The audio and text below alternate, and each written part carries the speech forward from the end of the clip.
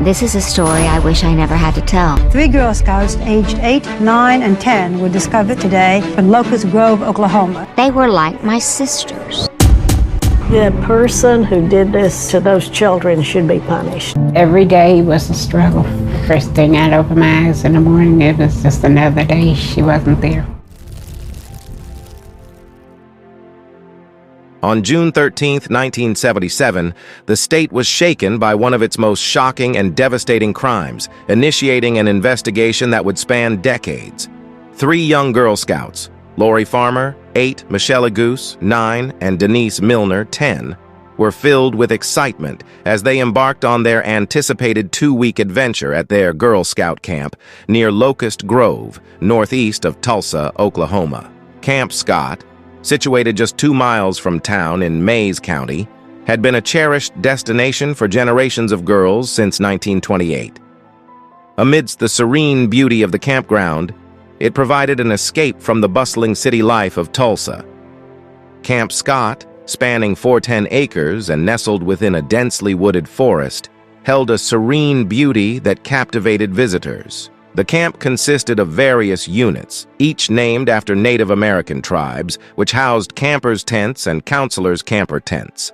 The tents were situated on wooden platforms, equipped with 4 cots for sleeping, and featured roll-up canvas sides.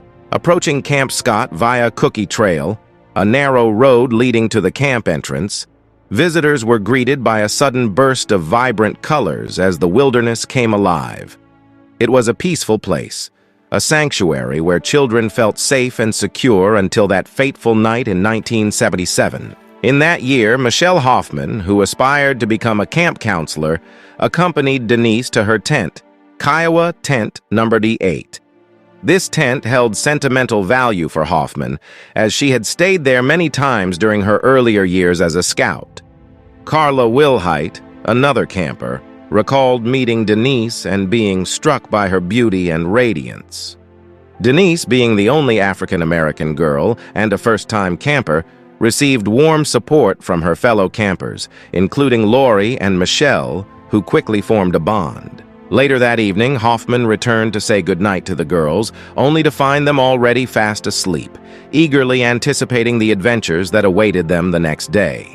However, the night was accompanied by an early evening thunderstorm, casting an eerie darkness over the camp. Amy Sullivan, one of the campers, vividly remembered writing in her diary by flashlight, describing the darkness as the deepest she had ever experienced. It was both enchanting and slightly unsettling, blurring the line between open and closed eyes.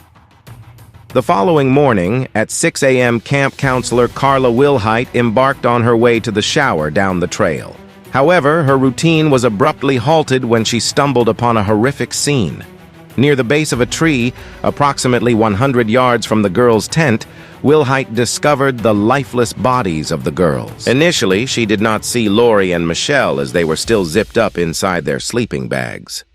Denise lay on top of her sleeping bag, motionless. The sight was both confusing and horrifying for Wilhite, who immediately turned and sprinted to seek help. Upon returning with the camp director and nurse, the gravity of the situation began to sink in, filling her with an overwhelming sense of fear. Subsequent autopsies would reveal the devastating truth. Lori and Michele had suffered fatal blunt force trauma to their heads, while Denise had endured both physical assault and strangulation with a ligature. It was determined that the attacks had occurred inside the tent, with the bodies later being moved to the tree. In the aftermath of the tragic events, camp officials swiftly took action, organizing buses to transport the Girl Scouts home and away from the campsite, now transformed into a crime scene being investigated by the police. The shocking case quickly gained national attention, prompting an intensive effort from police investigators. They meticulously combed through the dense woods surrounding the camp, meticulously searching for any potential clues. Their dedication led them to conduct hundreds of interviews and diligently pursue numerous leads. On June 23, 1977, the police made a significant breakthrough when they publicly named a suspect in the case. At 4:15 p.m. this afternoon, Agents of the Oklahoma State Bureau of Investigation arrested Gene Leroy Hart at a rural residence in the Cookson Hills in southern Adair County. The individual in question was Gene Leroy Hart, a 33-year-old convicted burglar and rapist. Hart had previously escaped from prison and had been on the run for 4 years, following his second escape from Mays County Jail. Being a native of Locust Grove and a member of the Cherokee Indian community, Hart was now facing 3 first-degree murder charges. The district attorney announced a significant development in the investigation, revealing that investigators had discovered a nearby cave containing items that potentially belonged to the camp and were connected to Hart. This connection was strengthened by the fact that Hart was an expert woodsman and had numerous family members residing in the area, including his mother. The capital murder trial of Gene Leroy Hart plunged Oklahomans back into the harrowing nightmare, forcing them to relive the gruesome details once again. The state's case against Gene Leroy Hart hinged on 2 key pieces of evidence. First, items discovered at the cave, located less than 3 miles from the camp, proved significant. Among these items were a pair of glasses, a roll of tape that matched the tape found at the crime scene, and several photographs associated with Hart, who had previously worked in a photo lab at the prison. Furthermore, biological evidence, including semen and hair samples, was found on the victims. Additionally, a footprint in the mud emerged after a thunderstorm on the evening of the murders. It is important to note that while DNA analysis was not yet available in the 1970s and hair evidence had since been discredited as a reliable forensic technique, the police acknowledged a lack of conclusive proof linking Hart directly to the crime. Furthermore, there were no fingerprints found at the scene. Capitalizing on these uncertainties, the defense skillfully used them to their advantage, casting doubt on the prosecution's case.